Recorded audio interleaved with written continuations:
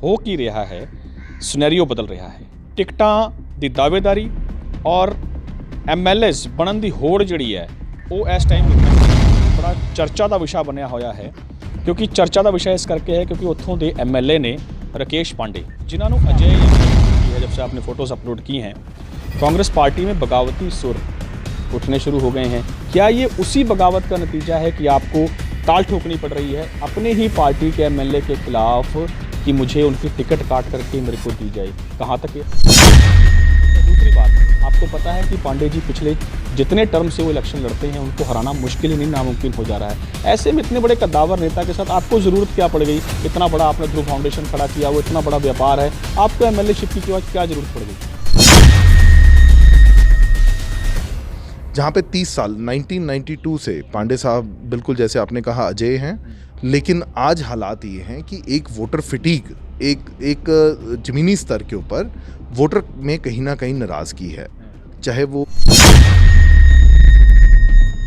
आज पिछले 2 साल 2.5 साल से चांद सिनेमा वाला फ्लाईओवर तक कंप्लीट नहीं हो पाया, शुरू ही नहीं हो पाया, कंप्लीट होना तो दूर की बात है। मैं मेयर साहब को जब मिला तो उन्होंने एक बड़ा मेरे को आश्चर्यजनक उन्होंने रिप्लाई किया कि हमारे को इनिशिएटिव वहाँ नहीं लेना चाहिए था।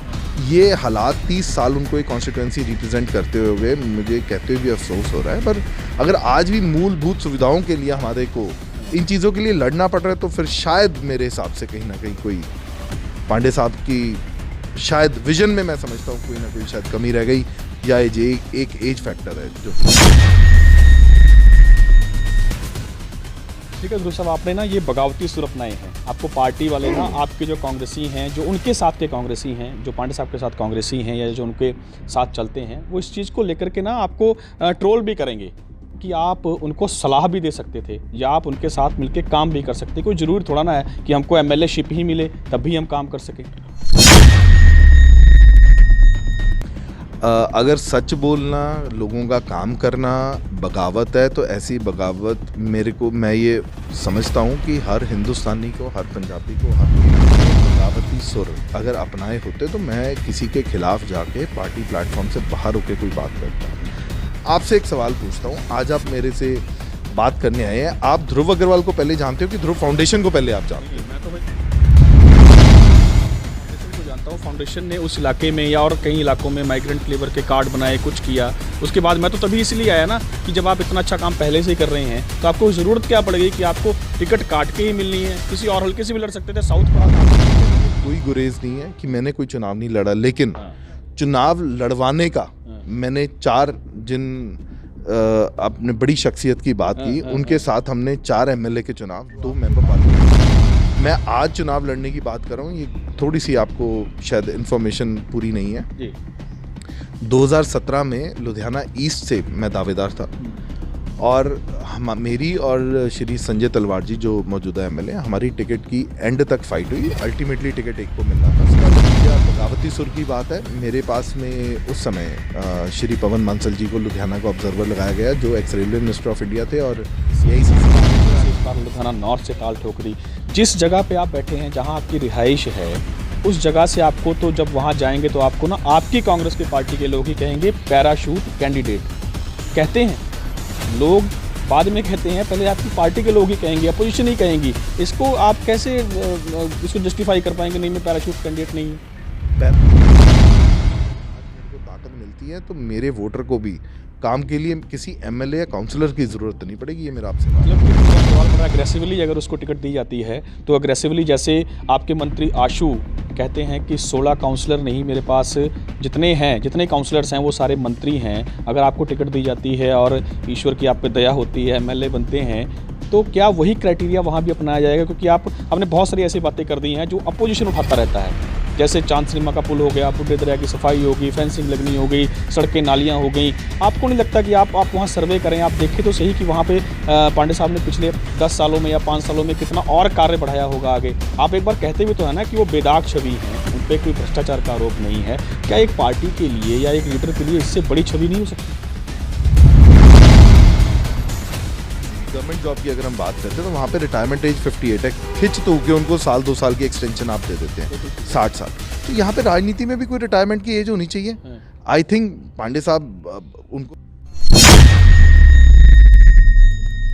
बदलाव आने में कोई चीज़ किसी को बुरा नहीं मनाना चाहिए, रादर उनको तो हमें अपना बच्चा समझ के, बेटा समझ के, उनको हमारे को तो अपने एक्सपीरियंस के साथ उनको हमारे को साथ चलाना चाहिए। टैगलाइन आज तक बोलती आ रही, मैंने तो अपनी एनजीओ की भी टैगलाइन वही रखी है, तो इसमें बगावती सुर कैसे हुए?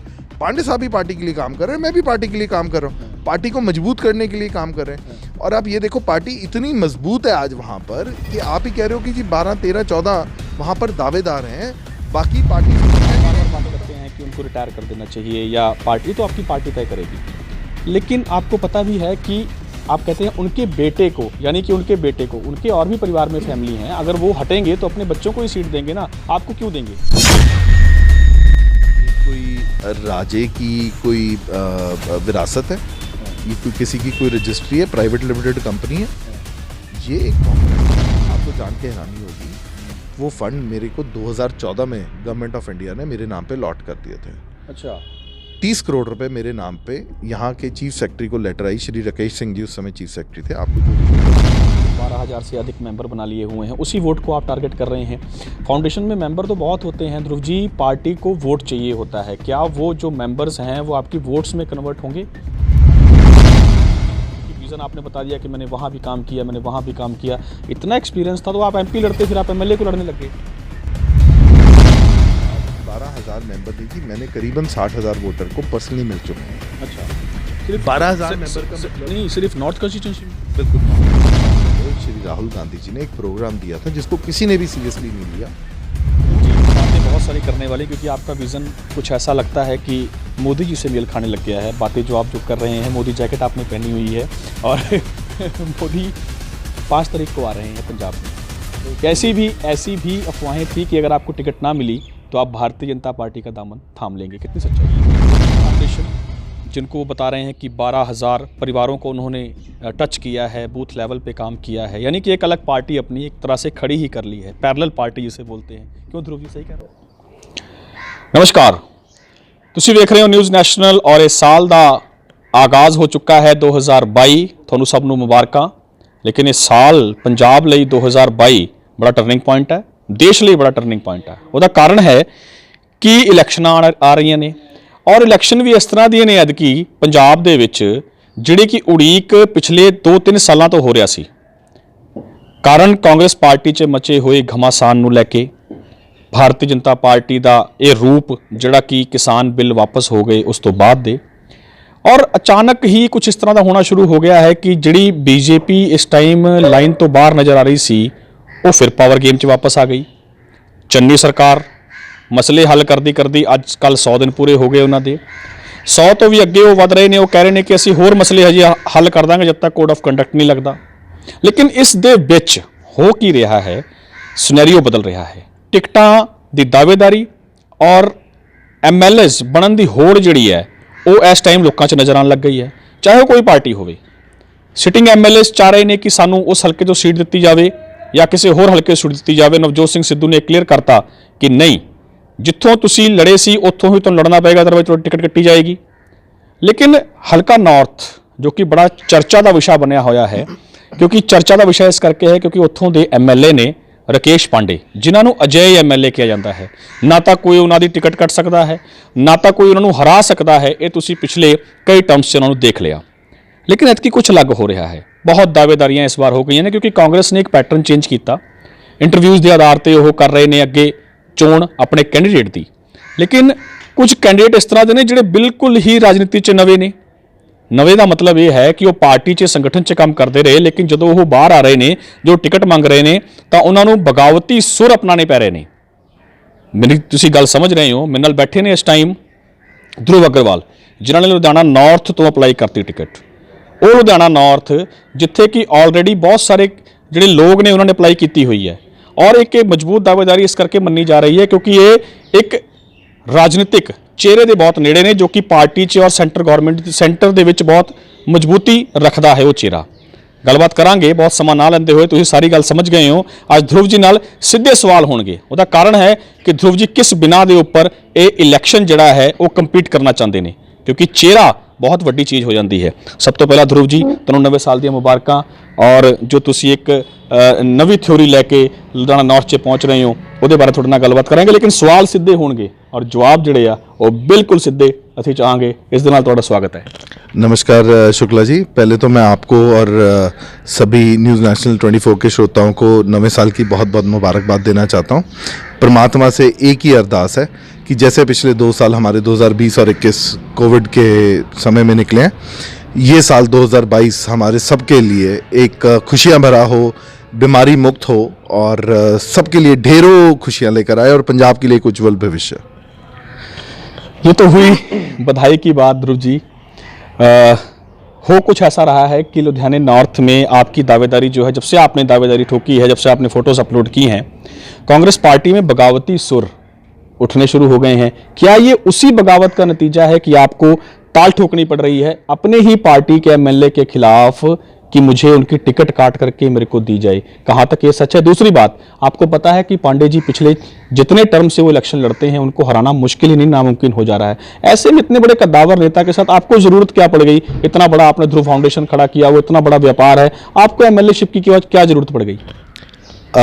शुक्ला जी, आपने ना कई सारे सवाल एक साथ ही दाग दिए, तो मेरा एक एक करके आपके सवालों का जवाब देते हैं। पहले आपने बोला कि पांडे साहब कद्दावर नेता है। मैं बिल्कुल स्पष्ट लफ्जों में बात बताना चाहता हूँ, कद्दावर नहीं, बहुत कद्दावर नेता है। ठीक है। वो हमारी पार्टी में एक माननीय, आदरणीय, सम्माननीय व्यक्ति हैं। एक बहुत व्यक्ति विशेष, एक बहुत ऊंचा कद रखते हैं, एक ऊंची शख्सियत के मालिक हैं। लेकिन पार्टी में टिकट की दावेदारी करना ये एक इंटरनल पार्टी की डेमोक्रेसी का पार्ट है। हर कार्यकर्ता को हक है कि वो अपनी दावेदारी कहीं से भी मांगे। टिकट देने का प्रेरोगेटिव मेरा या आपका या पांडे साहब या किसी का भी नहीं है, वो पार्टी हाईकमांड का है। बिल्कुल ठीक। बहुत सारी सर्वे रिपोर्ट्स हुई हैं और मैं समझता हूं कि पांडे साहब ने जितने साल पार्टी की सेवा की है, बहुत ईमानदारी से सेवा की है। इस बात में भी किसी को कोई शंका होनी नहीं चाहिए। वो एक ईमानदार शख्सियत के मालिक हैं, जिनके ऊपर बेदाग शख्सियत के मालिक है। लेकिन आज का जो क्राइटेरिया, जो आज का यूथ है, युग है, वो कल्ला एक ईमानदारी के सिर पे मैं समझता हूँ नहीं चल सकता। लोग आज काम मांगते हैं, लोगों की एक्सपेक्टेशन है आपसे। जहाँ पे 30 साल 1992 से पांडे साहब बिल्कुल जैसे आपने कहा अजय हैं। सिर्फ एक ही उनको एक ही इलेक्शन 2007 में थोड़ी सी वोटों से वो बेदी साहब से हारे थे। उसके अलावा उन्होंने कंटिन्यूस पार्टी को परफॉर्मेंस दी है।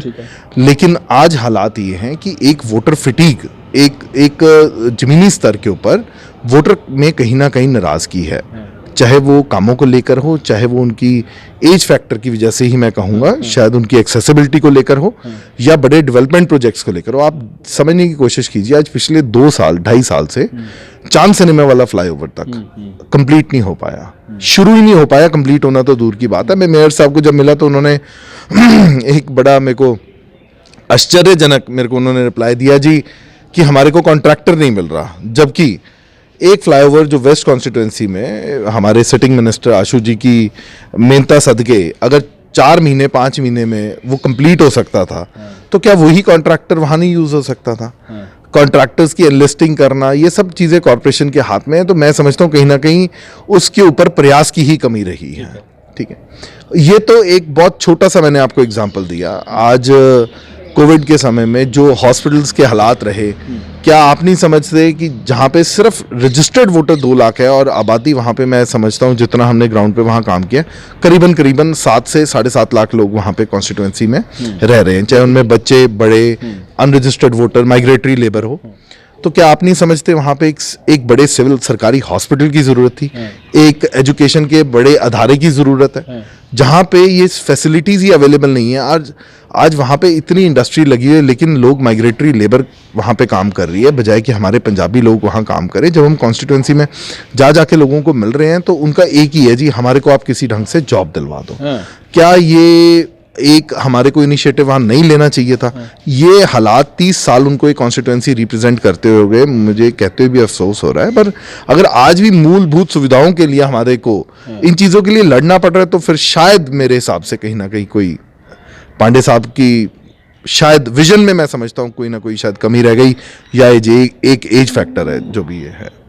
ठीक है ध्रुव साहब, आपने ना ये बगावती सुर अपनाए हैं। आपको पार्टी वाले ना, आपके जो कांग्रेसी हैं, जो उनके साथ के कांग्रेसी हैं, जो पांडे साहब के साथ कांग्रेसी हैं या जो उनके साथ चलते हैं, वो इस चीज़ को लेकर के ना आपको ट्रोल भी करेंगे कि आप उनको सलाह भी दे सकते थे या आप उनके साथ मिलकर काम भी कर सकते। कोई जरूरी थोड़ा ना है कि हमको एमएलए-शिप ही मिले तब भी हम काम कर सकें। अगर सच बोलना, लोगों का काम करना बगावत है, तो ऐसी बगावत मैं ये समझता हूँ कि हर हिंदुस्तानी को, हर पंजाबी को, हर लुधियानवी को करनी चाहिए। क्योंकि मैंने बगावती सुर अगर अपनाए होते तो मैं किसी के खिलाफ जाके पार्टी प्लेटफॉर्म से बाहर होके कोई बात करता। आप ये बात मेरे से सवाल आज कर रहे हैं जब मैंने टिकट की दावेदारी ठोकी है, ठीक है। मैं कॉन्स्टिट्यूएंसी के अंदर काम तो पिछले 1.25 साल से कर रहा हूँ। मैं आपसे एक सवाल पूछता हूँ, आज आप मेरे से बात करने आए हैं, आप ध्रुव अग्रवाल को पहले जानते हो कि ध्रुव फाउंडेशन को पहले आप जानते हो? मैं तो भाई फाउंडेशन को जानता हूँ। फाउंडेशन ने उस इलाके में या और कई इलाकों में माइग्रेंट लेबर के कार्ड बनाए, कुछ किया। उसके बाद मैं तो तभी इसलिए आया ना कि जब आप इतना अच्छा काम पहले से ही कर रहे हैं तो आपको जरूरत क्या पड़ गई कि आपको टिकट काट के ही मिलनी है? किसी और हल्के से भी लड़ सकते थे, साउथ पड़ा था आपके लिए। मैं ये समझता हूँ कि मेरी बात का जवाब आपने खुद ही दिया है कि हम वहाँ पे 1.25 साल से काम कर रहे हैं। जो काम ध्रुव फाउंडेशन ऑलरेडी कर रही है, तो लोगों ने इकट्ठे होके, बहुत तरह के लोग रिप्रेजेंटेटिव्स हमारे पास आए, महल्लों के प्रधान, लेडीज, गरीब लेडीज, विधवा लेडीज, जेंट्स, बच्चे, यूथ, जिन्होंने आके बोला जी हमारे को एक नुमाइंदा आपके जैसा चाहिए जो बात को समझता हो, जिसमें पेशेंस हो, जो लोगों के लिए 24/7 अवेलेबल हो। ठीक है। मैंने कभी आज तक ये बात, मेरे को कहने में कोई गुरेज नहीं है कि मैंने कोई चुनाव नहीं लड़ा, लेकिन चुनाव लड़वाने का मैंने 4 जिन अपने बड़ी शख्सियत की बात की, उनके साथ हमने 4 एमएलए के चुनाव, 2 मेंबर पार्लियामेंट के चुनाव और कई अनगिनत छोटी जो अदारे हैं, चाहे वो क्लब्स हों या कुछ भी हो, उनका एक बहुत बड़ा मेरे को पिछले 18 साल से एक्सपीरियंस है। तो चुनाव तो हमने लड़वाए हैं। और हमारे को जो आपने बात कही कि मैं आज चुनाव लड़ने की बात कर रहा हूँ, ये थोड़ी सी आपको शायद इंफॉर्मेशन पूरी नहीं है जी। 2017 में लुधियाना ईस्ट से मैं दावेदार था और मेरी और श्री संजय तलवार जी जो मौजूदा एमएलए, हमारी टिकट की एंड तक फाइट हुई। अल्टीमेटली टिकट एक को मिलना था, वो संजय जी को मिली। पंजाब की 117वीं टिकट थी 117 में से ही, जिसका डिसीजन लास्ट डे हुआ। उसका नतीजा बगावती सुर की बात है। मेरे पास में उस समय श्री पवन बांसल जी को लुधियाना का ऑब्जर्वर लगाया गया, जो ex railway minister of India थे और एआईसीसी के ट्रेजरर थे। वो मेरे पास में घर आए, उन्होंने मेरे को ही संजय जी की सीट का ऑब्जर्वर लगा दिया कि बेटा आपा ने कोई विरोध नहीं करना, ठीक है। और ये सीट मेरे को तेरे से ही जीती हुई चाहिए, ये पार्टी के हित के अंदर है, तेरे हित के अंदर है। मैंने उनसे वादा किया था जी, मैं आपके इस पार्टी का ना तो कभी पहले जाके मैंने कभी विरोध किया, ना मैं इस बार कोई विरोध करूंगा, मैं पार्टी का साथ दूंगा। नतीजा, हम संजय जी की हर रैली, हर जगह स्टेज पे जहां उन्होंने बुलाया या जहां उनको लगा हमारी जरूरत है, हमने अपनी सारी टीम्स जो हमारे साथ में चल रही थी वो संजय जी के सपोर्ट की और संजय जी 1450 वोट पे वो सीट जीते। उसके बाद मेरे को पवन बांसल जी ने बुलाया कि बेटा अगली बार, मैं बड़ा खुश हूँ, मैं अगली बार जो भी बेस्ट पॉसिबल एफर्ट होगी मैं तेरे लिए करूंगा। कमिटमेंट तो इस पार्टी में आप भी जानते हो कि एक समुद्र है, यहाँ पे नहीं हो सकती, लेकिन आप अपना एफर्ट करो। जो आपकी पार्टी रिपोर्ट्स होंगी, जो आपकी सर्वे रिपोर्ट्स होंगी, आपकी ऑर्गेनाइजेशनल स्ट्रक्चर वहां पे बोलेगा, उस हिसाब से जो बेस्ट पॉसिबल आपकी मदद होगा मैं करूंगा।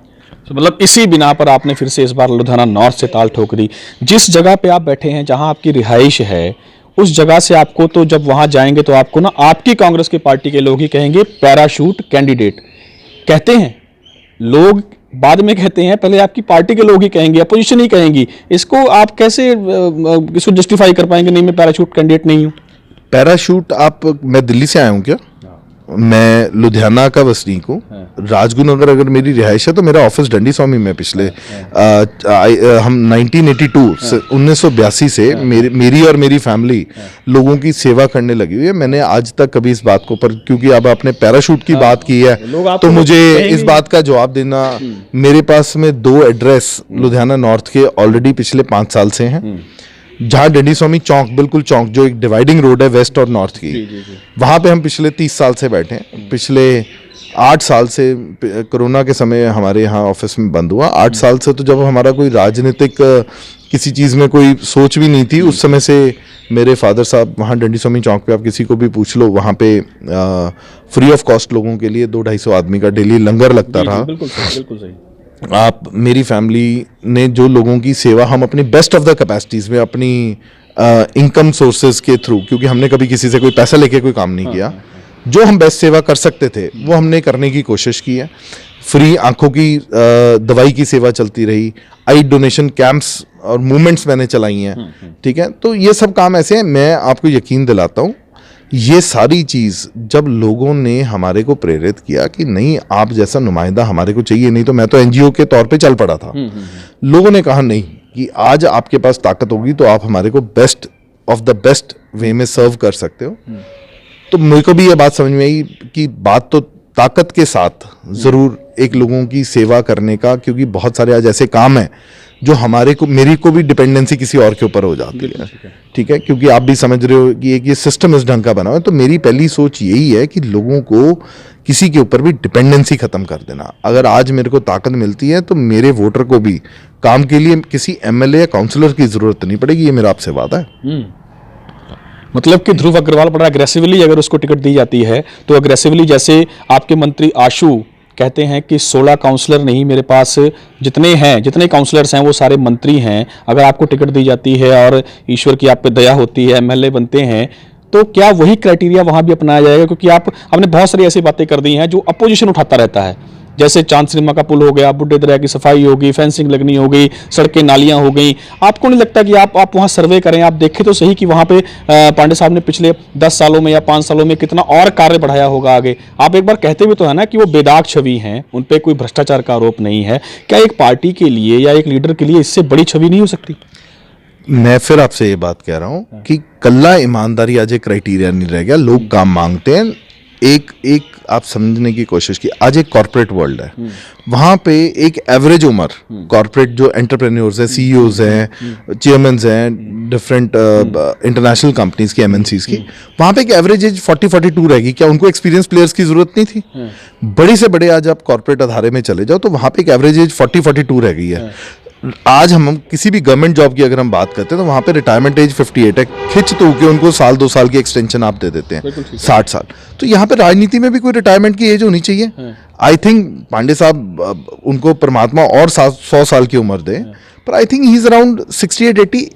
बदलाव प्रकृति का नियम है, बदलाव आने में कोई चीज किसी को बुरा नहीं मनाना चाहिए, रादर उनको तो हमें अपना बच्चा समझ के, बेटा समझ के, उनको हमारे को तो अपने एक्सपीरियंस के साथ उनको हमारे को साथ चलाना चाहिए।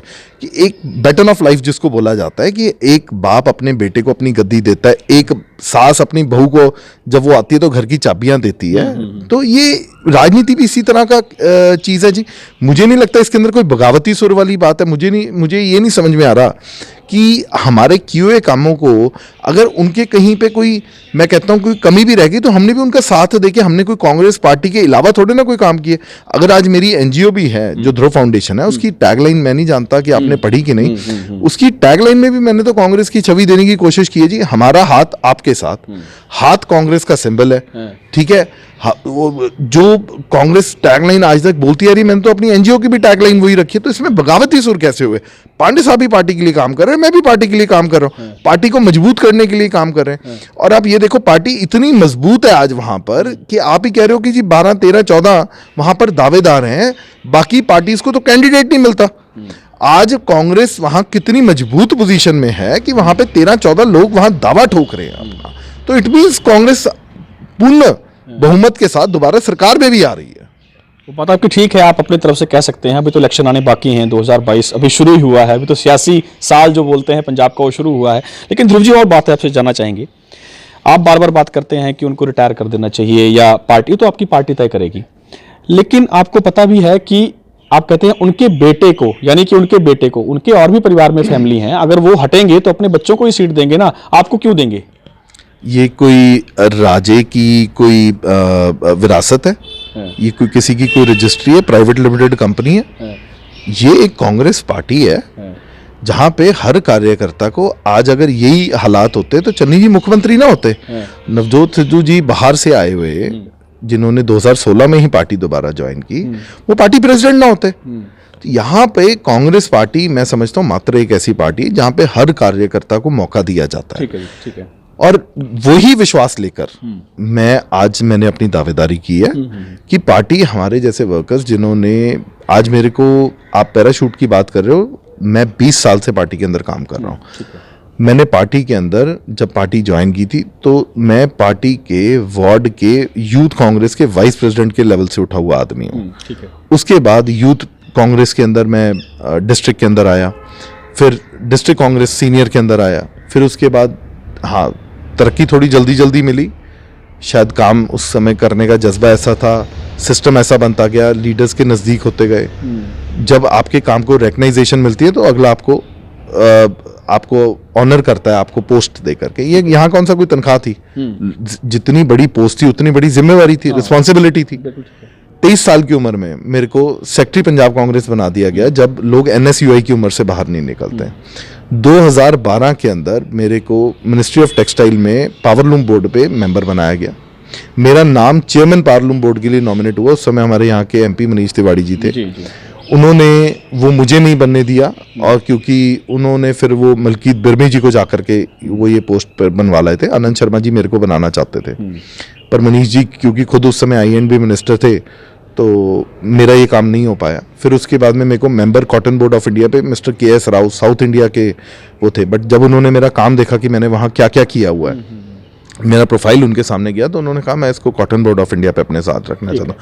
मैं एडवाइजर रहा हूँ वूल बोर्ड ऑफ इंडिया पे। तो मैंने डिफरेंट पार्टी रैंक्स के अलावा मैंने गवर्नमेंट ऑफ इंडिया में काम किया हुआ है। आज जो हम एग्जीबिशन सेंटर की संजय जी ने बात की है कि मैं 1000 करोड़ रुपए का कमर्शियल सेंटर यहाँ पे ला रहा हूँ, मैंने सरकार से, मेरा विजन 2010 का था। 2012 में हमने एक रिपोर्ट सबमिट की थी सेंटर गवर्नमेंट को। IIUS स्कीम थी, इंफ्रास्ट्रक्चर अपग्रेडेशन स्कीम। ठीक है। उसके अंदर हमने सरकार से फंड्स मांगे थे, जिसकी रिपोर्ट मैंने CB रिचर्ड एलिस करके कंपनी थी, SPV बना करके हमने रिपोर्ट सबमिट की। आपको जान के हैरानी होगी, वो फंड मेरे को 2014 में गवर्नमेंट ऑफ इंडिया ने मेरे नाम पे लॉट कर दिए थे। अच्छा। 30 करोड़ रुपए मेरे नाम पे यहाँ के चीफ सेक्रेटरी को लेटर आई। श्री राकेश सिंह जी उस समय चीफ सेक्रेटरी थे। आपको जो भी पेपर चाहिए होंगे मैं उसके दे दूंगा। मेरे नाम पे 30 करोड़ रुपए के वो फंड आ गए। उसके अंदर उन्होंने क्लॉज रख दी कि जो लैंड है वो स्टेट गवर्नमेंट देगी। हमने बहुत कोशिश की कि वो भी क्लॉज हट जाए, लैंड भी हम अपनी अरेंज कर लेंगे। और एग्जीबिशन सेंटर शुक्ला जी मैं 2014-15 में कंप्लीट कर चुका होता। वो एक 100 करोड़ रुपए का मेरा उस समय का ब्रेन चाइल्ड था। आज मेरी उम्र 37 साल है। 27 साल की उम्र में मैंने उसका सपना देखा था, और 30 साल की उम्र में मैं उसको पूरा कर देता, अगर एक छोटी सी बात पे मेरे को स्टेट गवर्नमेंट ने सपोर्ट कर दिया होता। तो विजन की बात है। आज से पहले कई MLA आए, कई चले गए, किसी ने, मेरे को नहीं लगता ये लुधियाना के लिए इसके बारे में सोचा। हजारों ऐसी स्कीम्स हैं। आज जो ये CETP की बात चल रही है, उस समय हमने बहुत कोशिश की थी कि जो डाइंग इंडस्ट्री है उनके लिए हम एक स्पेशल डाइंग पार्क बनवा दें। उसकी 50 करोड़ रुपए की स्कीम गवर्नमेंट के अंदर अवेलेबल है। जो रोजाना यहाँ पे लड़ाइयाँ होती है, लोगों को स्कीम्स का ही नहीं पता, क्योंकि कोई पढ़ना ही नहीं चाहता। आज इतनी स्कीम्स, इतना पैसा सेंट्रल गवर्नमेंट के अंदर पड़ा है, जिसके अंदर आपको मात्र 20-30-40% अपनी कंट्रीब्यूशन स्टेट की करनी पड़ती है, और कोई पैसे की कोई दिक्कत नहीं है। जितना मर्जी काम किया जा सकता है, पर आपको उन स्कीम्स के बारे में पता होना चाहिए। ठीक है। तो हमें शौक है पढ़ने का, हम वो सारी स्कीम्स को अवेल करना जानते हैं, जिस वजह से मुझे लगता है कि अगर मेरे को पार्टी मौका देती है तो मैं यहाँ पे एक बहुत बड़ा बदलाव ला सकता हूँ। कोई ऐसे 5 काम ध्रुव फाउंडेशन के अलावा, क्योंकि ध्रुव फाउंडेशन में आपने तकरीबन 12,000 से अधिक मेंबर बना लिए हुए हैं, उसी वोट को आप टारगेट कर रहे हैं। फाउंडेशन में मेंबर तो बहुत होते हैं ध्रुव जी, पार्टी को वोट चाहिए होता है, क्या वो जो मेंबर्स हैं वो आपकी वोट्स में कन्वर्ट होंगे?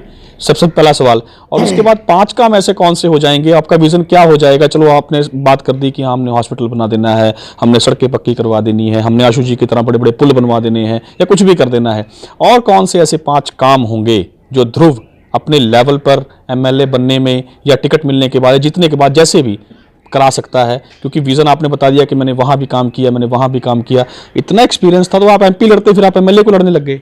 पार्टी पहले MLA तो लड़वा दीजिए, MP की जब बारी आएगी, जब देखेंगे। हमारे रवनीत बिट्टू जी के साथ मैं शुक्ला जी आपकी बात में आके पहले दिन पंगा पाने वालों में नहीं हूँ कि आप मेरा पहले दिन ही उनके साथ शुरुआत भी नहीं हुई और आप पंगा डलवा दो। वो बहुत अच्छा काम बिट्टू जी कर रहे हैं। ठीक है। दूसरी बात, जो मेरे 5 काम है, हाँ। मैं सारा विजन अभी अपना डिस्क्लोज नहीं करना चाहूंगा, नहीं तो वो बात फिर आई थिंक वोटर्स के अंदर भी उसकी क्यूरियोसिटी और क्रेज खत्म हो जाए। लेकिन हाँ, एक बात जो मैं आपको मजबूती से कह सकता हूँ, जो आने वाले 2 महीने 3 महीने के अंदर आपको दिखेगी, हो रही है और होने जा रही है, हमने जॉब क्रिएशन के लिए, जो एक हमारा बहुत बड़ा एक प्रॉब्लम हम समझ रहे थे कि कॉन्स्टिट्यूंसी में फेस कर रहे हैं, हमने इंडस्ट्री के साथ एक MOU साइन किया है, जो शायद आज से पहले किसी MLA ने ये काम शायद नहीं किया। आने वाले समय में तो ज़रूर लोग कर रहे हैं या करेंगे, आने वाले विजनरी लोग आएंगे, मैं श्योर हूँ इस बात पे। जो हमारे पास लुधियाना के अंदर एक गारमेंट की इंडस्ट्री है, जो एक बहुत लाइट वेट इंडस्ट्री जिसको हम बोलते हैं, वहाँ पे सिर्फ आपको एक अपनी हाथ की कला हुनर की ज़रूरत है, एक्सपर्टीज़ की ज़रूरत है, जो आज तक लेबर के हाथ में एक माइग्रेटरी लेबर के ऊपर भी डिपेंडेंट है हमारी गारमेंट इंडस्ट्री। तो हमने उनसे बात की थी कि आप क्यों ना हमारे यहाँ ये काम हमारी पंजाब की लेडीज़ जो हैं अगर उनको दिया जाए, क्योंकि नॉर्थ कॉन्स्टिट्यूंसी और नॉर्थ कॉन्स्टिट्यूंसी के साथ लगते बहुत गारमेंट यूनिट्स हैं जहाँ पे 1000 जॉब, मैं बहुत छोटी बात आपसे कर रहा हूँ, वहाँ पे ये इंडस्ट्री 25,000 जॉब भी दे सकती है। अगर उन हमारी घर की औरतों को, महिला सशक्तिकरण एक्चुअल मैं उसको समझता हूँ, जहाँ पे विमेन अपना घर चलाने में समर्थ हो। हमने उनसे एक प्रोग्राम रन करने की बात की जिसकी प्रोफेशनल ट्रेनिंग फीस उसकी करीबन 6,000 रुपये है। इंडस्ट्री उसको फ्री ऑफ कॉस्ट स्पॉन्सर करेगी, उनको ट्रांसपोर्ट व्हीकल देगी लेडीज़ को लेके आने जाने के लिए। वो लेडी जिसके साथ वो MOU होगा, वो 1 साल के लिए उस इंडस्ट्री के साथ, जिसने उसकी कोर्स फी पे की है, उसके साथ 1 साल के लिए वचनबद्ध एफिडेविट साइन करेंगे कि 1 साल तक मिनिमम 12,000 रुपये की सैलरी पे वो उनके साथ इंडस्ट्री में काम करेंगी, 12,000 रुपये पर मंथ। ठीक है। और उसके 1 साल के बाद वो फ्री हैं, चाहे वो फिर अपना काम शुरू करें या किसी और इंडस्ट्री में हायर पे स्केल पे जाएं, या यहीं पे ही वो इंडस्ट्री वाला उनको और हायर पे स्केल पे रखें। तो जहाँ पे एक आदमी बिल्कुल घर पे अपने रोटी पानी को भी मोहताज है और बेसिक सुविधाओं को मोहताज है, तो हमारी कोशिश ये है कि पहले ऐसे घर की लेडीज़, क्योंकि आपने कहा मैंने 12,000 मेंबर बनाए हैं, मैं 12,000 मेंबर नहीं जी, मैंने करीबन 60,000 वोटर को पर्सनली मिल चुका हूँ। अच्छा, 12,000 मेंबर का मतलब नहीं, सिर्फ नॉर्थ कॉन्स्टिट्यूंसी में? बिल्कुल, नॉर्थ कॉन्स्टिट्यूंसी में से 12,000 मेंबर का मेरा मतलब है एक मेंबर एक घर से। दूसरी बात, इसका भी हमारा एक ब्रेन चाइल्ड ये था कि आज से 3 साल पहले श्री राहुल गांधी जी ने एक प्रोग्राम दिया था जिसको किसी ने भी सीरियसली नहीं लिया, बूथ सशक्तिकरण का। ठीक है जी।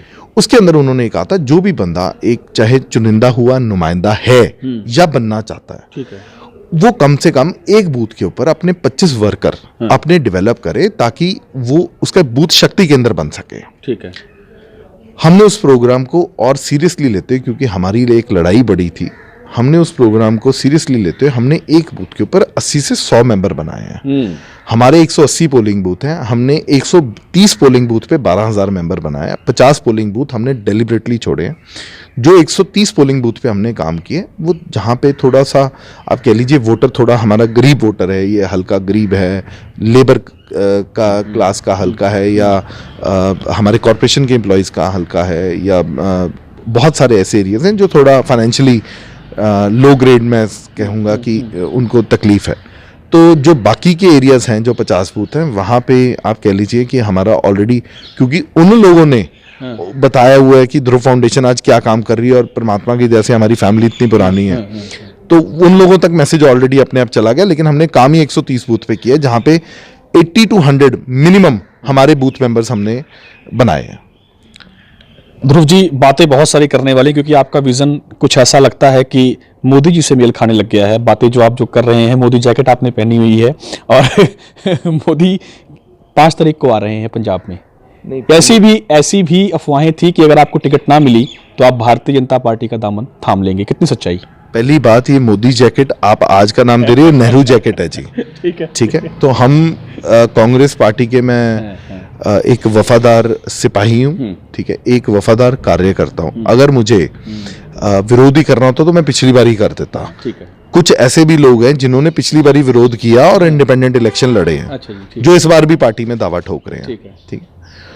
मैं 5 तारीख को मोदी जी आ रहे हैं, वो आएंगे और चले जाएंगे। पंजाब को लॉलीपॉप्स जो उन्होंने देने दे जाएंगे, अच्छी बात है। कुछ अगर एक्चुअल ऑन ग्राउंड भी दे जाएंगे तो मेरे तो पंजाब का भला हो रहा है। मैं तो उस बात से खुश होऊंगा, मुझे इससे कोई फर्क नहीं पड़ता।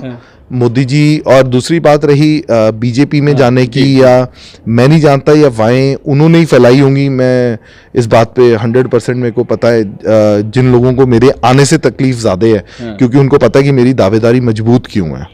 ठीक है, क्योंकि हर कोई एक दूसरे को सियासत से दूर रखना चाहते हैं। ठीक है। तो अफवाहें तो जी मंत्री जी के बारे में भी आ रही थी, क्या आपको लगता है वो जा रहे हैं? उनके तो पोस्टर्स तक लोगों ने न्यूज चला दी। वो सिर्फ उन्हीं लोगों का काम है जो आपका ध्यान डाइवर्ट करना चाहते हैं। आप एक सिंपल, मैं आपसे दो लफ्जी 2017-18 में मेरी फाइल मेंबर पीपीएससी के लिए गई। ठीक है। कैप्टन साहब के पास गई, मेरी ये फाइल ये कह के रिजेक्ट कर दिया गया, ये फलाने कांग्रेस लीडर का आदमी है। ठीक है। उनके जो प्रिंसिपल एडवाइजर थे श्री, चलिए अब नाम क्या लेना, ठीक है, उन्होंने मेरी फाइल पे ऐसे लकीर मार के कि नहीं इसको नहीं मिल सकती। क्या मैं कांग्रेस कार्यकर्ता नहीं था? सिर्फ इस बिना पे कि मैं किसी एक और कांग्रेस लीडर के नजदीक हूं, मेरी फाइल रिजेक्ट कर दी गई। हमने 4 साल 4.5 साल कुछ नहीं मांगा, हम कहीं पे नहीं तड़फे, हमने कोई पार्टी प्लेटफॉर्म के ऊपर कोई बदजुबानी नहीं की, हमने अपनी पेशेंटली अपने टाइम का इंतजार किया है। तो अब अगर टाइम चुनाव लड़ने का है और पार्टी हम पे भरोसा करती है, तो मैं भरोसा उनका पूर्ण विश्वास से आपको ये यकीन दिलाता हूं कि ये पार्टी की सीट एक अच्छे मार्जिन पे पार्टी को जीत करके दूंगा। सो देखिए कि किस तरह से दावेदारी ठोकी गई ध्रुव अग्रवाल जी द्वारा। कारण क्या है कि एक तो ध्रुव फाउंडेशन, जिनको वो बता रहे हैं कि 12,000 परिवारों को उन्होंने टच किया है, बूथ लेवल पे काम किया है, यानी कि एक अलग पार्टी अपनी एक तरह से खड़ी ही कर ली है, पैरेलल पार्टी जिसे बोलते हैं। क्यों ध्रुव जी, सही कह रहा हूँ? पैरेलल पार्टी नहीं मैं कहूँगा, जो भी कांग्रेस पार्टी जिसको भी कैंडिडेट बना करके उतारेगी, ये सारा मेरा किया हुआ काम मैं उसकी झोली डाल दूंगा। आप इसको बगावत का नाम ना दें, मैंने ये काम पार्टी की मजबूती के लिए किया है। चाहे पांडे साहब को भी टिकट मिलेगी तो आप देखेंगे कि मैं उनके साथ, उनकी हर स्टेज पे उनके साथ, हाँ उनको इस बात की तकलीफ ना हो कि इसने पार्टी टिकट मांगी थी, मैं उनके साथ मोढे के साथ मोढा लगा के उनका, हम उनके बच्चों की तरह उनके साथ काम करूंगा अगर पार्टी उन्हें भी टिकट देती है तो। सो बातें तो और बहुत करनी थी, लेकिन समय जो है इजाज़त नहीं दे रहा है। बहुत समय हो गया इनसे बात करते हुए। फिर किसी इंटरव्यू में इनको जरूर पूछेंगे वो और 5 सवाल जो जल्द ही न्यूज़ नेशनल पर आने वाला है, 5 साल 5 सवाल के साथ। लेकिन क्या ध्रुव अग्रवाल होंगे नॉर्थ हल्का यानी कि नॉर्थ कॉन्स्टिट्यूंसी से उम्मीदवार लुधियाना के? ये भी देखना अपने आप में दिलचस्प होगा, क्योंकि दावा तो ऐसे लोगों ने भी ठोक दिया है जो अभी अभी नए नए ही पार्टी में आए हैं।